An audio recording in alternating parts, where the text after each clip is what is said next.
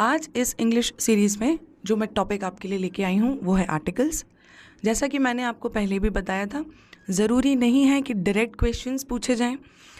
Error spotting में है ना, वो कभी इम्प्रूवमेंट में, कभी क्लोज टेस्ट में, ऐसे अलग अलग जगह पे हमें ये जो टॉपिक्स हैं वो हेल्प करते हैं क्वेश्चन सॉल्व करने के लिए, है ना। तो 2 से 4 मिनिमम क्वेश्चंस होंगे जिसमें आर्टिकल्स आपकी हेल्प करेंगे। तो चलिए हम शुरू करते हैं आर्टिकल से। जी, तो सबसे पहला सवाल कि भाई आर्टिकल होते क्या हैं, और अगर आपके दिमाग में आया है ए, एन और द, तो ये सरासर गलत है। क्यों? क्योंकि जब मैं आपसे पूछूं कि आर्टिकल्स कौन कौन से होते हैं तो हमारा आंसर होना चाहिए ए, एन और द। पर क्या होते हैं? तो भाई एक्चुअली क्या होते हैं, एडजेक्टिव्स होते हैं।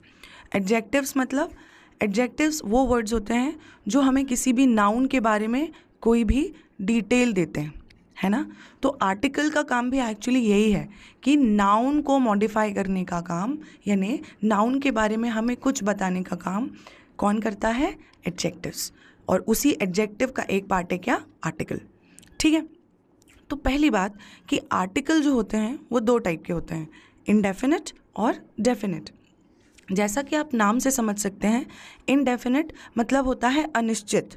अनिश्चित मतलब वो चीज़ जो फिक्स नहीं हो, मतलब मुझे नहीं पता कि मैं एक्चुअली किस बारे में बात कर रही हूँ, या कोई पर्सन स्पेसिफिक नहीं है, कोई फिक्स्ड पर्सन नहीं है। और जहाँ डेफिनेट होता है, डेफिनेट मतलब क्या होता है? निश्चित।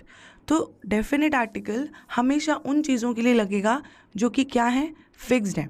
फिक्स्ड है मतलब कोई डाउट ही नहीं है कि हम किस बारे में बात कर रहे हैं, तो वहाँ पे हम क्या लगाते हैं? Definite article. इसको मैं आपको एग्जाम्पल से बेटर समझा सकती हूँ। जैसे मान लीजिए ये आपका मोबाइल है, फ़ोन आया और आपको नहीं पता कि सामने से कौन बोल रहा है। आपने कहा कि पापा को फ़ोन दे दो, ठीक है, पापा बात करेंगे। तो मुझे नहीं पता कौन है, अनिश्चित है ना। So there is a person on the phone. एक कोई व्यक्ति है या कोई व्यक्ति है ना, फिक्स नहीं है, कोई भी हो सकता है क्योंकि मैं उसे जानती नहीं हूँ। So there is a person, अनिश्चित, इनडेफिनिट आर्टिकल, राइट। सेकेंड, आपने पापा को फ़ोन दे दिया, उन्होंने बात कर ली, दूसरे दिन फिर उस व्यक्ति का फ़ोन आया। अब आपको अभी भी पता तो नहीं है, पर वो आदमी फिक्स हो चुका है, वही आदमी जिसका कल फ़ोन आया था, राइट। तो यहाँ पे आपने क्या लगाया है? द, क्योंकि वो पर्सन क्या हो गया? फिक्स हो गया। समझ में आपको? जैसे मैंने लिखा, मुझे एक घड़ी खरीदने की ज़रूरत है, या मुझे कोई घड़ी खरीदने की ज़रूरत है, अभी एक खरीदनी है, कोई खरीदनी है। पर सेकेंड एग्जाम्पल में मैंने लिखा है, is this the watch you were looking for? क्या ये वही घड़ी है जिसे तुम ढूंढ रहे थे? तो अब कोई एक फिक्स्ड घड़ी होगी, है ना, कोई एक डेफिनेट स्पेसिफाइड घड़ी है जो मैं ढूंढ रही होंगी, वो मिल गई। तो यहाँ पे क्या लगा दिया? द। ये बहुत सिंपल बात है। हमने कहा कि मैंने आपको कोई बुक सजेस्ट की, ठीक है, कि भैया इस बुक से पढ़ लीजिएगा, वैसे एसपी बख्शी काफ़ी अच्छी है ना। तो आपने कहा कि the book was not available online. कौन सी बुक? जो मैडम ने हमें सजेस्ट की थी। तो एक फिक्स्ड बुक थी, एक डेफिनेट बुक थी, इसीलिए हमने कौन सा आर्टिकल लगाया है? Definite article. तो बहुत सिंपल सी बात है, अगर मैं कोई भी चीज़ फिक्स कर दूँ, क्लास में बहुत सारे बच्चे हैं, तो मैं बोलूँगी a student, I need the help of a student, कि किसी की भी हो जाए, कोई भी हेल्प कर दे, चल जाएगा मुझे। पर I want the student who came to meet me yesterday, मुझे वो वाला स्टूडेंट चाहिए अभी जो मुझसे कब मिलने आया था? कल। समझ में आ रही है आपको बात? तो जैसे ही फिक्स हो गया, वहाँ पे क्या लगने लगा? Definite article. Simple enough. चलिए हम इसको थोड़ा ज़्यादा गहराई में समझने की कोशिश करते हैं। सबसे पहली बात कि इनडेफिनेट आर्टिकल्स कहाँ लगते हैं, डेफिनेट आर्टिकल्स कहाँ लगते हैं। अच्छा, आर्टिकल को ना हमेशा 3 सेक्शन में पढ़ा जाता है। पहला कि इनडेफिनेट आर्टिकल्स कहाँ लगेंगे, दूसरा डेफिनेट आर्टिकल्स कहाँ लगेंगे, और तीसरा आर्टिकल कहाँ नहीं लगेंगे। ठीक है, इस पे सबसे ज़्यादा क्वेश्चंस पूछे जाते हैं कहाँ कहाँ नहीं लगना है। तो पहले हम कहाँ से शुरू करेंगे? इनडेफिनेट आर्टिकल से।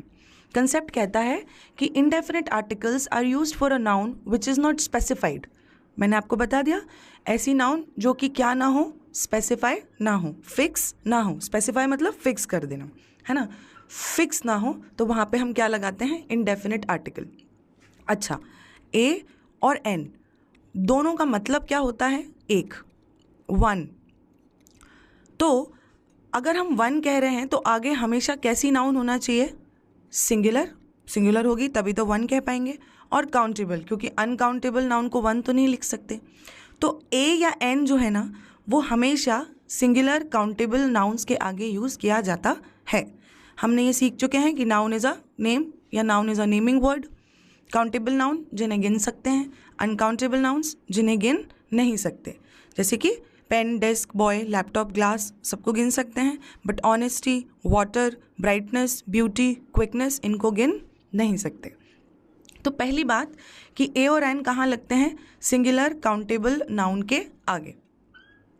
दूसरी बात, अब हमें सीखना है ए कहाँ लगेगा और एन कहाँ।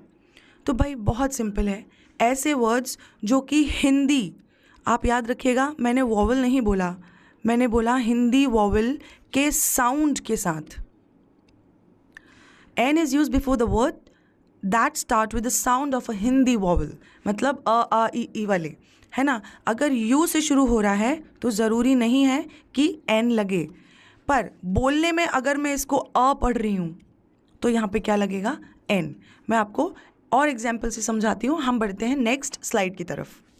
तो देखिए, हिंदी वॉवल से क्या मतलब, जैसे मैंने लिखा यूनिट, ठीक है। यूनिट को जब मैंने बोला तो शुरू कैसे हुआ? ऐसे, य आया ना। हिंदी वॉवल है क्या? नहीं। तो यहाँ पे क्या आएगा? अ यूनिट, ठीक है। अब यहाँ पे देखिए कॉन्सोनेंट है एच, पर जब मैं इसको पढ़ रही हूँ तो ऑनेस्ट, ओ का साउंड आ रहा है, जो क्या है? हिंदी का वॉवल। तो यहाँ पे क्या आएगा? An honest man. इसको हम क्या पढ़ते हैं? आर, ठीक है। आ से शुरू हुआ तो आ क्या है भाई? हिंदी वॉवल है, तो यहाँ पे भी क्या आएगा? एन। जो लिखा है उस पे ध्यान नहीं देना, जो सुनाई दे रहा है हमें किस पे फोकस करना है? साउंड पे, कि साउंड किसका आ रहा है। हमने कहा यूनिवर्सिटी, अगेन यूनिवर्सिटी ऐसे बोला हमने, तो यहाँ पे क्या आएगा? अ। अब समझिए, 1 रुपी नोट, एक रुपए का नोट, तो ओ से शुरू हो रहा है, पर बोला कैसे मैंने इसको? 1।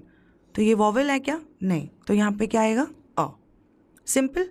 तो ये आपको समझ में आया। अब हम बढ़ते हैं एक थोड़े डिफरेंट सेक्शन की तरफ, कि देखिए ये एक एब्रीविएशन है। एब्रीविएशन मतलब जिसे हम शॉर्ट फॉर्म बोलते हैं। एमएलए मतलब मेंबर ऑफ लेजिस्लेटिव असेंबली। तो जब मैंने इसको पढ़ा तो कैसे पढ़ा? एम, ऐसे शुरू हुआ, तो पहला जो साउंड आया वो किसका आया? ए का। क्या है? हिंदी वॉवल। और अगर हिंदी वॉवल है तो आगे क्या आएगा? An, right. अभी देखिए यहाँ पे यूनिट यू से शुरू हुआ, यूनिवर्सिटी, और ये अम्ब्रेला ये भी यू से शुरू हो रहे हैं, बट जब हम इसे बोल रहे हैं तो शुरू कैसे कर रहे हैं? अ से, राइट। तो ये अ मतलब हिंदी वॉवल, हिंदी वॉवल मतलब an. M A, master of arts, अगर फुल फॉर्म में बोलूँगी तो ऐसे शुरू होगा, मास्टर्स। बट अगर एम ए बोलना है तो कैसे बोल रही हूँ? राइट। तो शुरू कैसे हो रहा है? ए से, तो क्या आएगा यहाँ पर? एन। अब मुझे बताइए ऑनेस्टी के आगे क्या आएगा? एन? नहीं, कुछ नहीं आएगा। क्यों नहीं आएगा? क्योंकि जो आर्टिकल्स हैं वो केवल और केवल कौन से आर्टिकल्स? ए और एन, इनडेफिनिट आर्टिकल, क्योंकि दोनों का मतलब क्या होता है? एक या वन। तो अगर कोई चीज़ वन है तो किसी अनकाउंटेबल नाउन के पहले बोल सकती हूँ क्या मैं वन? नहीं, राइट। ये हमने रूल नाउन में भी पढ़ा था कि कभी किसी अनकाउंटेबल नाउन के आगे हम इनडेफिनिट आर्टिकल का प्रयोग नहीं करते। तो सेम चीज़ किसके साथ है? हैप्पीनेस के साथ। ये भी क्या है? एक अनकाउंटेबल नाउन है, तो यहाँ भी कोई आर्टिकल नहीं आएगा, राइट। हमने नाउन में ये बहुत अच्छे से डिस्कस किया है कि जब एडजेक्टिव होता है या जब अनकाउंटेबल नाउन होती है तो दोनों के बीच में क्या डिफरेंस होता है। तो आप वो लेक्चर देखें, अच्छे से समझें, तो ये और क्लियर हो जाएगा। ठीक है, चलिए आगे बढ़ते हैं अगले स्लाइड की तरफ। तो चलिए आगे हमें क्या पढ़ना है कि हम इनडेफिनिट आर्टिकल्स को कहाँ कहाँ यूज़ करते हैं। इनडेफिनिट आर्टिकल्स मतलब ए और एन, है ना। हमने दोनों के यूजेज सीख लिए कि कहाँ एन लगेगा और कहाँ ए। अब हम देखते हैं कि किस किस केस में हम इनडेफिनिट आर्टिकल का यूज़ करते हैं। पहला, जब भी हमें बोलना हो एक, to suggest the sense of one, मतलब एक की बात करने के लिए। जैसे हमने लिखा 100 मीटर्स मेक अ किलोमीटर, कि 100 मीटर 1 किलोमीटर बनाते हैं। तो इस एक के लिए हमने क्या यूज़ कर लिया? अ। ठीक, the person has brought a suitcase with him, कि जो पर्सन था वो अपने साथ एक सूटकेस लाया था। हमें कोई भी अगर नाउन दिखी कैसी, सिंगुलर और फिर काउंटेबल, तो हम हमेशा उसके साथ क्या यूज़ करेंगे, indefinite article. He is boy, ऐसा सेंटेंस बोलना अलाउड ही नहीं है। क्या बोलना है, ही इज़ अ बॉय। क्यों, क्योंकि सिंगुलर काउंटेबल नाउन, तो आगे क्या लगाना ज़रूरी है, इंडेफिनिट आर्टिकल। सेकेंड क्या यूज़ है भैया, तो सेकेंड यूज़ है कि in sense of each every पर, मतलब हर, ऐसा बोलना हो मुझे जब ईच एवरी, या पर नहीं बोलते कि 60 किलोमीटर पर आवर, वो वाला पर है ना, हर, वहाँ भी हम क्या लगाते हैं, इंडेफिनिट आर्टिकल्स। जैसे we are going 60 miles an hour, तो 60 miles per hour, 60 kilometre per hour, है ना, तो एन से मतलब पर है यहाँ पर। सेकेंड है you have to take this medicine twice a day, मतलब एक दिन में 2 बार। अच्छा, एक ही दिन में 2 बार लेनी है क्या, नहीं, हर दिन 2 बार, जितने भी दिन का डोज हो, एवरी डे या ईच डे 2 टाइम्स, ठीक है ना। अच्छा, ये सबने सुना है, an apple a day keeps the doctor away. अब आप समझिए, ये तो एन मतलब एक है कि भाई एक एप्पल खाना है, एक ही दिन खाना है क्या, नहीं, एक एप्पल हर दिन खाओगे तो डॉक्टर के पास नहीं जाना पड़ेगा। तो यहाँ पे तो एन का मतलब एक था, बट यहाँ पे ए का मतलब क्या है, हर, ईच एवरी डे, राइट। तो वैसे ही ईच एवरी या पर के सेंस के लिए भी हम इंडेफिनिट आर्टिकल्स का इस्तेमाल कर सकते हैं। चलिए नेक्स्ट स्लाइड की तरफ बढ़ते हैं। थर्ड यूज़, एक्सक्लेमेटरी सेंटेंसेस होते हैं ना, विस्मयादि बोधक, जिनमें खुशी, दुख, हर्ष, मतलब कोई भी इमोशन हम क्या कर रहे होते हैं, एक्सप्रेस कर रहे होते हैं। तो हर एक्सक्लेमेटरी सेंटेंस में पता कैसे चलेगा, ये एक्सक्लेमेटरी साइन से, है ना, इस साइन से पता चलेगा कि कैसा सेंटेंस है, एक्सक्लेमेटरी सेंटेंस। तो सिंगुलर काउंटेबल नाउन के आगे लगाने हैं, जैसे कि व्हाट अ ग्रेट शॉट, तो ये शॉट के लिए लगा है, ये एडजेक्टिव था शॉट के लिए, और ये भी किसके लिए है, शॉट के लिए, कि क्या बढ़िया शॉट खेला। How innovative an idea is that, कि वो एक आइडिया कितना ज़्यादा इनोवेटिव है, नहीं, तो आइडिया के पहले an. How beautiful a picture is that, आप देखिए ये सारे क्वेश्चन वर्ड्स हैं, वॉट, वेयर, हाउ, है ना, इनसे हम क्वेश्चंस पूछते हैं, बट यहाँ पे क्वेश्चन नहीं पूछा है, यहाँ पे हमने एक्सक्लेमेटरी सेंटेंसेस बोले हैं। हमने कोई तो भी अपना एक्साइटमेंट या कोई भी फीलिंग को क्या किया है, एक्सप्रेस किया है। तो क्या याद रखना है हमें कि सिंगुलर काउंटेबल नाउन्स के पहले एक्सक्लेमेटरी सेंटेंसेस में भी हम इनडेफिनिट आर्टिकल्स मतलब ए और एन का प्रयोग करते हैं, राइट। अब हम देखते हैं फोर्थ यूज़, कि किसी प्रॉपर नाउन के पहले कोई, है ना, या किसी, दोनों का मतलब एक होता है। हमने एडजेक्टिव्स वाले लेक्चर में डिस्कस किया है, एनी और सम एक ही बात होती है ना, कोई या किसी। तो जैसे मान लीजिए आपके पास फिर फ़ोन आया और फ़ोन उठा के आपने बोला कौन बोल रहा है, उन्होंने बोला मैं राहुल बोल रहा हूँ, ठीक है। आपने कहा किससे बात करनी है, उसने कहा आपके भाई से बात करनी है। तो आपने भैया को आवाज़ लगाई और बोला भैया there is a Rahul on call, Hindi में बोला भैया किसी राहुल का फ़ोन है ना, या कोई राहुल आपसे बात करना चाहता है। तो ये किसी या कोई का क्या मतलब था कि मैं उस व्यक्ति को पर्टिकुलर जानती नहीं हूँ, भले ही नाम दे दिया गया है, बट अभी भी वो व्यक्ति मेरे लिए कैसा है, इनडेफिनिट, है ना, क्योंकि मैं उसे जानती ही नहीं हूँ। तो जब मैं किसी व्यक्ति के नाम के आगे लगाऊं इनडेफिनिट आर्टिकल, इसका मतलब है कि मैं उसे पर्सनली नहीं जानती हूँ, मैं कोई बात इधर से उधर कन्वे कर रही हूँ। जैसे Mister Sharma has come to meet you, कोई मिस्टर शर्मा आपसे मिलने आए हैं, या कोई Neha is waiting downstairs, Neha, कोई नेहा नीचे आपका इंतज़ार कर रही है। तो हम प्रॉपर नाउन के पहले ए और एन लगाते हैं, कब, जब हमें एनी या सम या कोई या किसी का अर्थ देना हो। Simple enough. नेक्स्ट स्लाइड की तरफ बढ़ते हैं। तो जो ये 5th रूल है ये बहुत ज़्यादा इंपॉर्टेंट है। क्या कहता है ये कहता है when a proper noun is being used as a common noun, जब किसी प्रॉपर नाउन को हम किसी कॉमन नाउन की तरह यूज़ करने लगे। अब इसका क्या मतलब है भाई, पहले एक बार रिवीजन कर लें।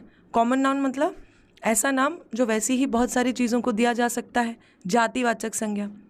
और प्रॉपर नाउन मतलब किसी व्यक्ति, वस्तु या स्थान विशेष का नाम, उसे हम क्या कहते हैं? Proper noun. हमने इसे बहुत डिटेल में डिस्कस किया है नाउन वाले लेक्चर में, तो कोई आपको अगर डाउट हो तो वहाँ जाके क्लियर कर लें। जैसे मैंने कहा सिंगर, अब देखिए सिंगर तो सब है, लता जी, आयशा जी, श्रेया घोषाल, सारी, राइट। तो सिंगर कैसी नाउन हो गई? Common noun. पर अगर मैंने बोल दिया लता मंगेशकर, तो ये कैसी नाउन हो गई?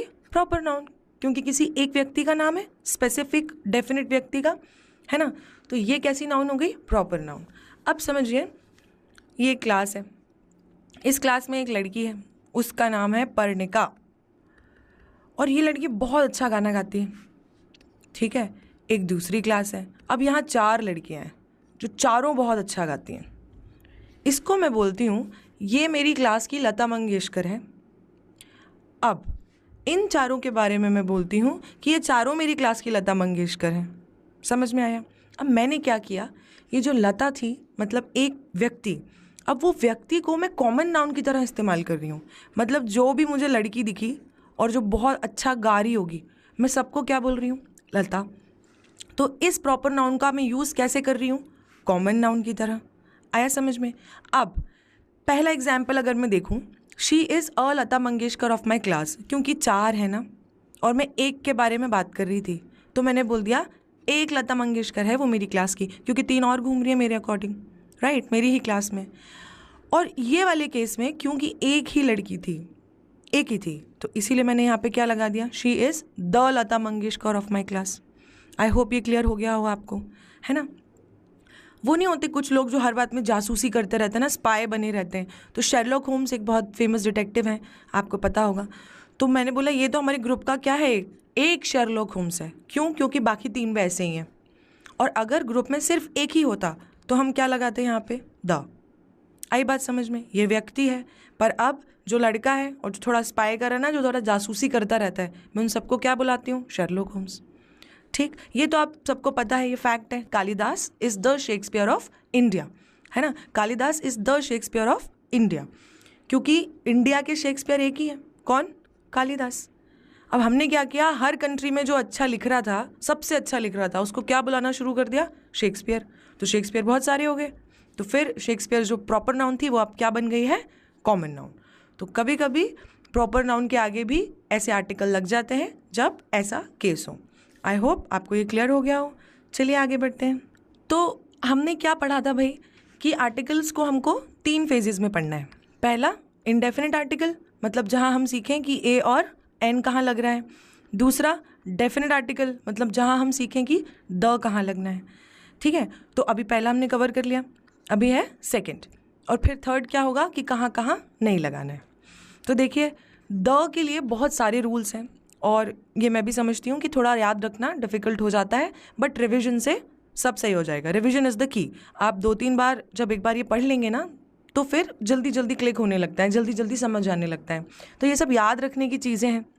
जैसे कि पहला क्या है भाई, कि कोई भी नदी हो, रिवर, सी मतलब सागर, ओशियन मतलब महासागर, गल्फ्स और बे दोनों का मतलब खाड़ियाँ, और डिज़र्ट्स मतलब रेगिस्तान या मरुस्थल, इन सब के नाम के आगे, मतलब कोई भी भौगोलिक जो चीज़ होती है ना, उन सब के आगे हम हमेशा क्या लगाते हैं? द। जैसे कि the Ganga, the Thames, right, the Red Sea, the Indian Ocean, the Persian Gulf, the Bay of Bengal, the Thar, the Sahara, deserts हैं दोनों, है ना, रेगिस्तान है। तो सबके आगे क्या लग रहा है? द, हमेशा ही लगेगा। ठीक है। सेकेंड है माउंटेन रेंजेस। अच्छा, मैंने इसको यहीं क्यों नहीं इंक्लूड कर दिया माउंटेन रेंजेस को, क्योंकि इसमें थोड़ा सा एक छोटा सा लफड़ा है। क्या है कि भाई जब माउंटेन रेंज बोला मैंने, मतलब पर्वत श्रृंखला, मतलब पूरे पर्वत श्रृंखला की बात की है। तो जब मैं बोल रही हूँ द हिमालय, तो करेक्ट है, कोई गलती नहीं है। पर मैं किसी एक चोटी के नाम के आगे द नहीं लगाती, है ना। हिमालयाज़ में एक है माउंट एवरेस्ट, एक चोटी है ना, उसके आगे नहीं लगेगा, ये माउंट एवरेस्ट ही रहेगा। पर पूरी पर्वत श्रृंखला के आगे द लगेगा। समझे आप? फिर है थर्ड, होली बुक्स। जो भी किताबें होती हैं ना, ये पवित्र सी किताबें, जैसे कि the Mahabharata, the Bible, the Quran, the Ramayana, इन सब के आगे भी हमेशा क्या लगता है? द। तो ये भी याद रखिएगा। आगे बढ़ते हैं, फोर्थ देखते हैं। तो देखिए ये जो फोर्थ है ये कहता है ग्रुप ऑफ आइलैंड्स। आइलैंड्स मतलब द्वीप समूह। तो द्वीप समूहों के नाम के पहले हमेशा क्या लगाना है आपको? द। अच्छा, ये वैसा ही है जैसा हमने माउंटेन रेंजेस के बारे में बोला कि एक चोटी के आगे नहीं लगेगा। मैंने क्या कहा? द्वीप समूह, तो यहाँ लगेगा।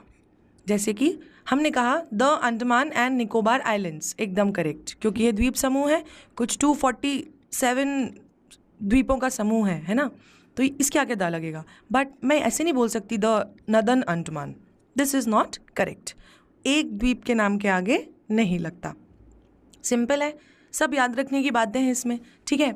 फिर है न्यूज़पेपर्स और मैगजीन्स, जैसे कि the national Herald, the business standard, the Forbes, पत्रिकाएं जो होती है ना, पत्रिकाएं या समाचार पत्र, सबके आगे क्या लगता है? हमेशा द। फिर है हिस्टोरिकल बिल्डिंग्स, जो ऐतिहासिक इमारतें हैं हमारे देश में, जैसे कि द रेड फोर्ट है ना, लाल किला, द जलियांवाला बाग, द ताजमहल, इन सब के आगे भी हमेशा क्या लगता है? द। खैर ताजमहल के आगे तो द लगाने का एक और रीज़न है कि वो अपने आप में यूनिक है, ये हम आगे डिस्कस करेंगे, right. The next one is superlative degree. Superlative degree ये हमने एडजेक्टिव्स में देखा कि जहाँ भी हमें सुपरलेटिव डिग्री मिलती है, फास्टेस्ट, बेस्ट, स्लोएस्ट, तो आगे हमेशा द लगाना इम्पॉर्टेंट है, तो एरर हो जाएगी, ठीक है। तो ये ऐसे ही चलता रहेगा। द हमें कहाँ कहाँ लगाना है, कहाँ कहाँ नहीं लगाना है, हमने 7 केसेस देखे। चलिए अगले स्लाइड और 8वें केस की तरफ बढ़ते हैं। नेक्स्ट है नेम्स ऑफ ट्रेन्स, है ना। हमेशा ट्रेन के नाम के आगे हम क्या लगाते हैं? द विवेक एक्सप्रेस, द गरीब रथ एक्सप्रेस, द राजधानी एक्सप्रेस, सिंपल, ठीक है। 9th कहता है ऑर्डिनल्स। ये भी मैंने आपको एडजेक्टिव्स में एक्सप्लेन किया था कि ऑर्डिनल्स और कार्डिनल क्या होते हैं। तो भाई नंबर 2 टाइप से होते हैं। एक होते हैं ऑर्डिनल्स, जहाँ हम कहते हैं फर्स्ट, सेकेंड, थर्ड, है ना, और एक तरीका होता है 1, 2, 3, 4। तो ये जो होते हैं ना, फर्स्ट, सेकेंड, थर्ड, फोर्थ, इनसे हम हमेशा क्या बता रहे होते हैं? पोजीशन। तो इनके आगे हमेशा हम क्या लगाते हैं? द। इनके आगे नहीं, ऑर्डिनल्स के आगे। जैसे कि पहली desk, the first desk, first desk नहीं, the last student in the line. हम किसी स्पेसिफिक लाइन की बात कर रहे थे तो ये द इसलिए आया, पर ये लास्ट, ये भी ऑर्डिनल है, तो इसके पहले क्या आएगा? द। तीसरा क्या है? द थर्ड चैप्टर, ठीक है। तो क्योंकि तीसरा है, पोजीशन वाइज है, और हमेशा ऑर्डिनल्स के पहले क्या लगाना है? द। तो हमेशा याद रखिए ऑर्डिनल्स के पहले डेफिनेट आर्टिकल आएगा ही आएगा। नेक्स्ट देखते हैं। नेक्स्ट कहता है फिजिकल पोजीशंस। तो देखिए अभी मैंने आपको बोला कि ऑर्डिनल्स के आगे आप हमेशा क्या लगाते हैं? द। और ऑर्डिनल्स हमेशा क्या बताते हैं? पोजीशन। और हम क्यों लगाते हैं? क्योंकि हमेशा जिन वर्ड से फिजिकल पोजीशंस बतानी होती है उनके आगे हमेशा द लगता ही लगता है। तो ये जो रूल था वो इसी के अंदर कवर हो जाता है ना। फिजिकल पोजीशन से क्या मतलब? मैंने बोला टॉप ऑफ द हिल, तो the top of the hill. In middle नहीं, इन द मिडिल, है ना। For the latter half, position बताते हैं, हमने एडजेक्टिव में पढ़ा है। लैटर मतलब बाद वाला, किस हिसाब से? पोजीशन के हिसाब से। तो जब भी मैं किसी वर्ड से किसी चीज़ की पोजीशन बता रही होंगी तो हमेशा हम उसके आगे क्या लगा देंगे? द। Simple enough. अब है unique proper nouns. Proper nouns मतलब किसी स्पेसिफिक व्यक्ति, वस्तु या स्थान का नाम। पर यूनिक से क्या मतलब है? अद्वितीय, जिसके जैसा और कोई दूसरा ना हो। तो the earth, the moon, the great wall of China, क्योंकि एक ही है ना ऐसी चीज़ें, है ना। द ताजमहल यहाँ भी आ सकता है क्योंकि यूनिक प्रॉपर नाउन है, वैसी और कोई बिल्डिंग नहीं है, राइट। तो चलिए, आई होप इसमें ज़्यादा आपको परेशानी नहीं होगी क्योंकि ये मोस्टली ना याद रखने की चीज़ें हैं। तो आप 2-3 बार पढ़ेंगे तो सब दिमाग में बैठ जाएगा। नेक्स्ट स्लाइड की तरफ बढ़ते हैं।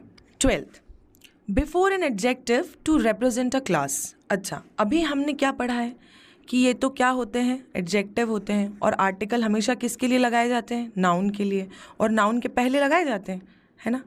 तो अब यहाँ तो हमने रूल ही बदल दिया, हम कह रहे हैं एडजेक्टिव के पहले लगा दो। तो एडजेक्टिव के लिए तब लगाओ जब वो नाउन की तरह काम करे। इसका क्या मतलब है?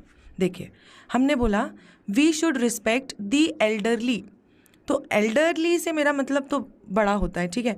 बट जब हम द लगा देते हैं ना तो इसका मतलब हो जाता है बड़े लोग, प्लूरल हो गया, एक पूरी क्लास को रिप्रेजेंट करने लगा, पूरे ग्रुप को, पूरे समूह को रिप्रेजेंट करने लगा। द, जैसे मैंने बोला द रिच, देखो रिच मतलब तो क्या होता है, अमीर, पर इसके आगे मैं नॉर्मली कुछ बोलती हूँ कि rich people should not look down upon, मतलब किसी को कमतर आंकना, कम समझना, ठीक है।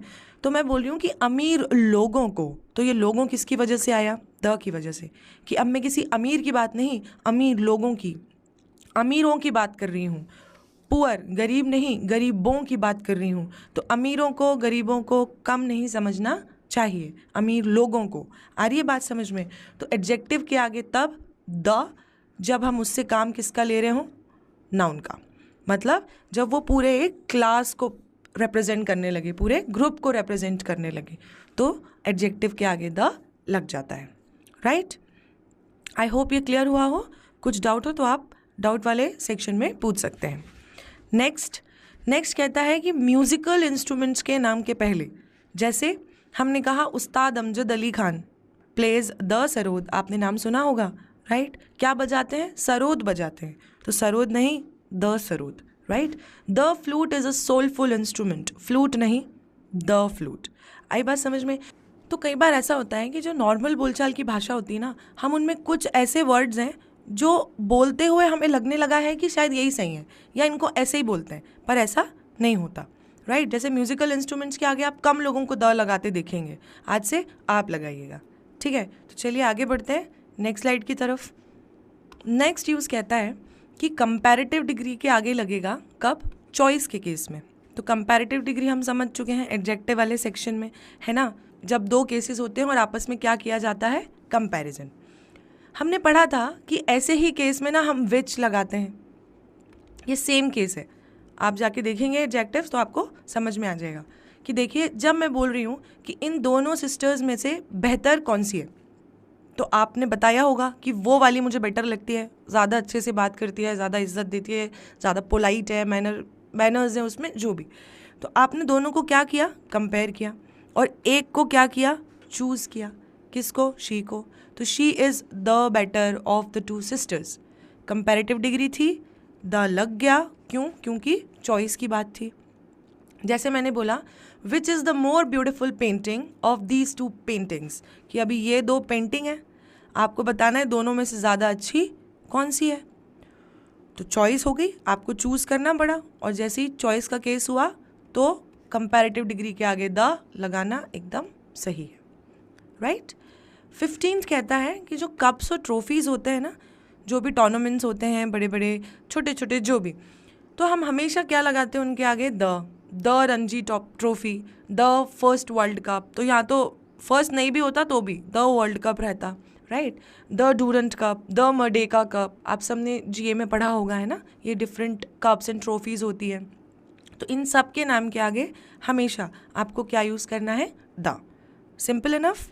नेक्स्ट है बिफोर कास्ट एंड कम्युनिटीज़, है ना। तो जो भी कास्ट हो या कोई भी कम्युनिटी के बारे में हमें बोलना है, दी ब्राह्मण्स, दी राजपूत्स, है ना, तो हमेशा उसके आगे क्या लगाना है, द। जैसे the Rajputs are known for their bravery, जो राजपूत हैं वो अपनी ब्रेवरी मतलब साहस के लिए जाने जाते हैं, तो the Rajputs. The Marathas were very powerful at one time, जो मराठास थे वो एक टाइम पे बहुत ज़्यादा पावरफुल थे, तो मराठास के आगे भी द।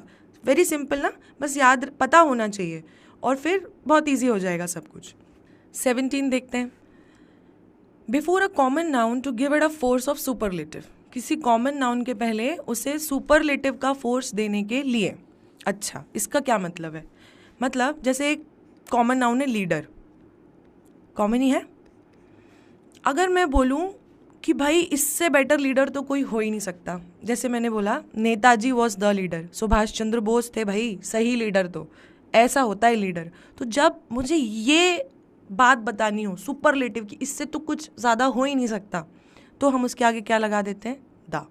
जैसे मैंने बोला she is the woman of my dreams, जो भी सोचता हूँ उस लड़की के बारे में, राइट। तो अब तो अलाउड है ना, सोच सकती भी हूँ, सोच सकता भी है, जो भी, तो उसके आगे हम हमेशा क्या लगाते हैं, द। अगर मुझे उस फील्ड में, उस कॉन्टेक्स्ट में, उस रिलेटेड सबसे बेस्ट वही बताना है कि जो है अभी सबसे ऊपर यही है, इसके आगे पीछे कुछ नहीं है, ज़रूरी नहीं है हमेशा पॉजिटिव सेंस में यूज़ हो, नेगेटिव सेंस में भी यूज़ हो सकता है ना, कि गलती तो भाई ये की है, मतलब इससे बुरी हो ही नहीं सकती थी, तो मैंने बोला this is the mistake. Understand? तो कॉमन नाउन के आगे कब, उसे सुपरलेटिव का फोर्स देने के लिए। आई होप आपको ये समझ में आ रहा हो। आगे बढ़ते हैं हम। 18th क्या कहता है भाई? 18th कहता है before common noun to give it an abstract sense. तो कॉमन नाउन के पहले उसे क्या सेंस देने के लिए? एब्स्ट्रैक्ट। एब्स्ट्रैक्ट का मतलब क्या होता है? हमने एब्स्ट्रैक्ट नाउन पढ़ी भाई। एब्स्ट्रैक्ट का मतलब होता है existing in thought or as an idea but not having a physical or concrete existence. मतलब एब्स्ट्रैक्ट मतलब होता है भाववाचक, है ना, जो कि थॉट्स में हो, जो कि आइडिया में हो, मेरे दिमाग में हो, बट वो फिजिकली एग्जिस्ट नहीं करता। जैसे मैंने बोला एंगर, कुछ है क्या सच में? नहीं, मेरे दिमाग में है। दिखता है क्या गुस्सा? नहीं, है ना। तो फिजिकल चीज़ें जो नहीं होती ना, उन्हें हम क्या कहते हैं? एब्स्ट्रैक्ट। ठीक। तो किसी भी कॉमन नाउन के पहले अगर मैं द लगा रही हूँ तो वो किस सेंस में लगाते हैं? एब्स्ट्रैक्ट सेंस में।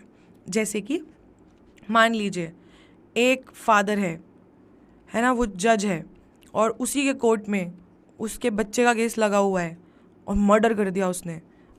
प्यार करता है अपने बच्चे को, घर से सोच के गया था कि इसके फेवर में फैसला देगा, कुछ तो भी घुमा देगा, बट जब जैसे ही वो जज की कुर्सी पे बैठा, उसके अंदर का जज जाग गया।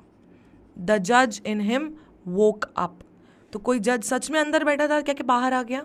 नहीं, एब्स्ट्रैक्ट सेंस में अंदर का जज। तो ये वाली कॉमन नाउन के पहले जो मैंने द लगाया है ना, उसने इस जज को क्या बना दिया है? एब्स्ट्रैक्ट।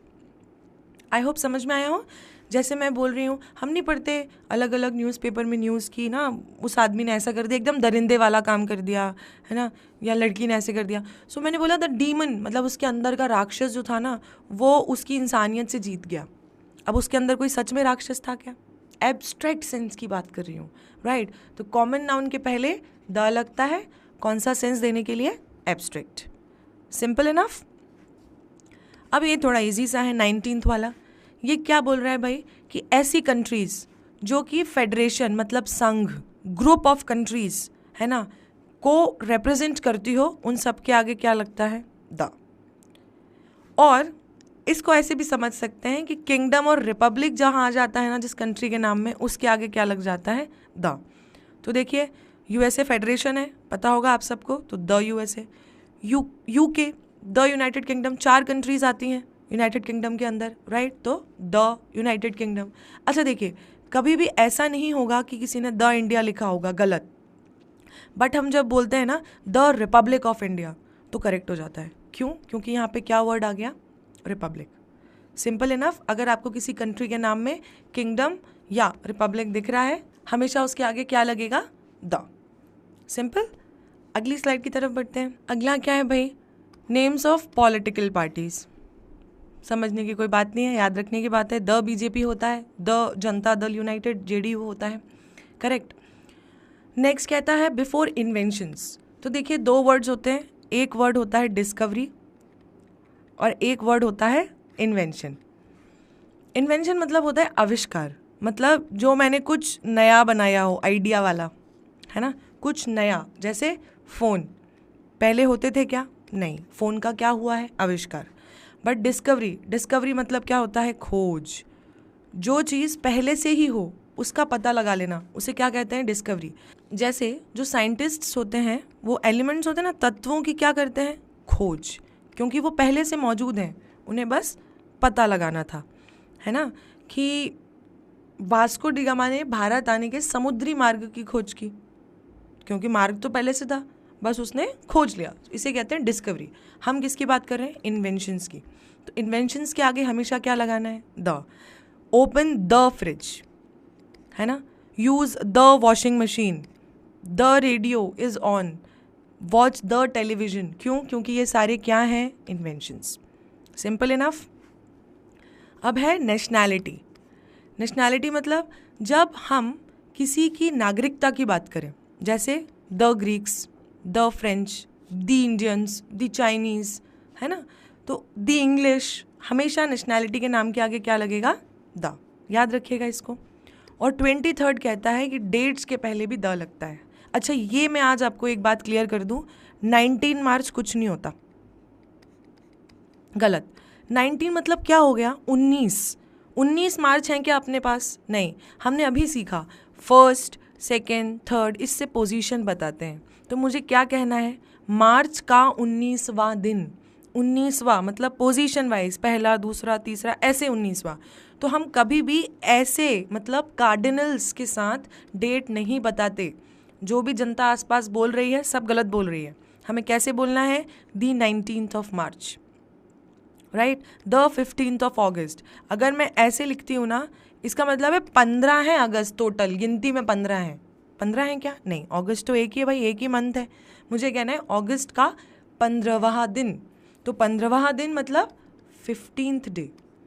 ये क्या हो गया, ऑर्डिनल्स। और अभी हमने सीखा ऑर्डिनल्स के आगे हमेशा द लगता है, राइट, सिंपल इनफ।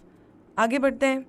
24th कहता है, before the names of dynasties and empires, साम्राज्य होते हैं ना, जो वंश होते हैं, जैसे खिलजी वंश, सैयद वंश, है ना, जो एम्पायर्स होते हैं, साम्राज्य होते हैं, वॉर्स मतलब युद्ध, रिवॉल्यूशंस मतलब आंदोलन, सेंचुरीज मतलब शतक, शताब्दी, और हिस्टोरिकल इम्पोर्टेंस का कोई भी इवेंट, मतलब वो कोई भी घटना जिसका कुछ भी ऐतिहासिक तरीके से इम्पोर्टेंस हो, है ना, उस सब के आगे हम क्या लगाते हैं, द। जैसे हमने लिखा the Mughal empire, the British empire, क्यों? क्योंकि ये साम्राज्य की बात कर रहे थे, ठीक। द गुप्त डायनेस्टी, है ना, गुप्त वंश, तो यहाँ भी आगे क्या लगा, द ब्रिटिश एम्पायर। देखिए वॉर होगा तो द सिविल वॉर, है ना। बैटल होते हैं, बैटल्स के आगे भी क्या लगेगा, कैसे भी युद्ध हो, है ना, बैटल्स के आगे भी क्या लगेगा, द। तो हमने जैसे बोला प्लासी का battle, so the battle of Plassey, the battle of Buxar, right, हमेशा क्या आएगा, द ग्रीन रिवॉल्यूशन, ठीक है। मूवमेंट्स जो होती हैं, आंदोलन जो होते हैं ना, जैसे मैंने बोला नॉन कॉपरेशन मूवमेंट, तो नहीं, द लगाना ज़रूरी है, ठीक है। सेंचुरीज अगेन क्या होता है कि हम ऑर्डिनल से बताते हैं century, 5th, 17th, 19th century नहीं होती कभी, क्या होती है, 19th सेंचुरी। तो अगर ऑर्डिनल लगा दिया तो वैसे भी क्या लगाना है, द, सिंपल। और कोई भी इवेंट जिसका कुछ भी इंपॉर्टेंस हो ना इतिहास की दृष्टि में, तो जैसे द जलियांवाला बाग, मैसेकर मतलब नरसंहार, हत्याकांड, जहाँ बहुत सारे लोगों को साथ में मार दिया जाए, तो क्या लगाते हैं उसके आगे भी, द।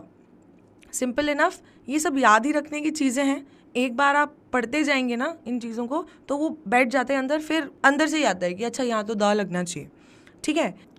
सो फ्रेंड्स, यहाँ पे फिनिश होते हैं हमारे इनडेफिनेट आर्टिकल्स और डेफिनेट आर्टिकल के यूजेस।